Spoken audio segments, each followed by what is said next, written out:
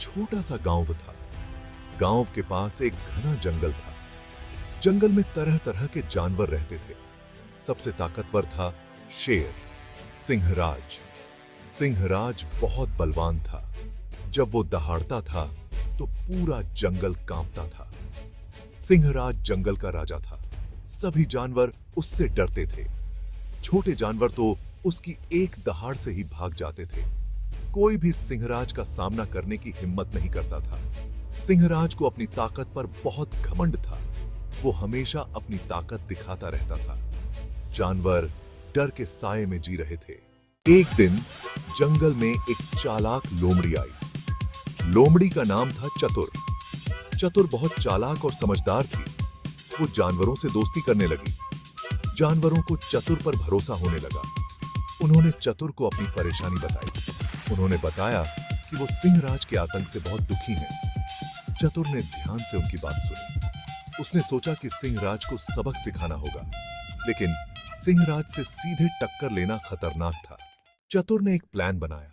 उसने जानवरों को इकट्ठा किया। उसने बताया कि सिंहराज से डरने की जरूरत नहीं है। चतुर ने कहा, एकता में बल है। अगर हम सब मिलकर सिंहराज का सामना करेंगे तो वो हमें हरा नहीं सकता। जानवरों को चतुर की बात समझ आ गई। चतुर ने हर जानवर को एक काम दिया। उसने बताया कि कब और क्या करना है। जानवर तैयार हो गए। Section 4, the confrontation. अगले दिन सिंहराज जंगल में घूम रहा था। तभी सभी जानवर इकट्ठे हो गए। उन्होंने सिंहराज को घेर लिया। सिंहराज हैरान रह गया। उसने पहले कभी इतने जानवरों को एक साथ नहीं देखा था। जानवरों ने सिंहराज पर हमला कर दिया। कुछ जानवरों ने सिंहराज पर पत्थर फेंके। कुछ ने उसे काटने की कोशिश की। सिंहराज घबरा गया। उसे समझ नहीं आ रहा था कि क्या करे। Section 5, true strength. सिंहराज को अपनी हार दिख रही थी। वो भागने लगा। जानवरों ने उसका पीछा किया। आखिरकार सिंहराज जंगल छोड़कर भाग गया। जानवर खुश हो गए।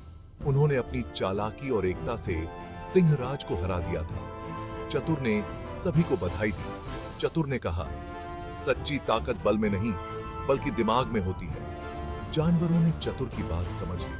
उन्होंने हमेशा के लिए सिंहराज के आतंक से छुटकारा पा लिया।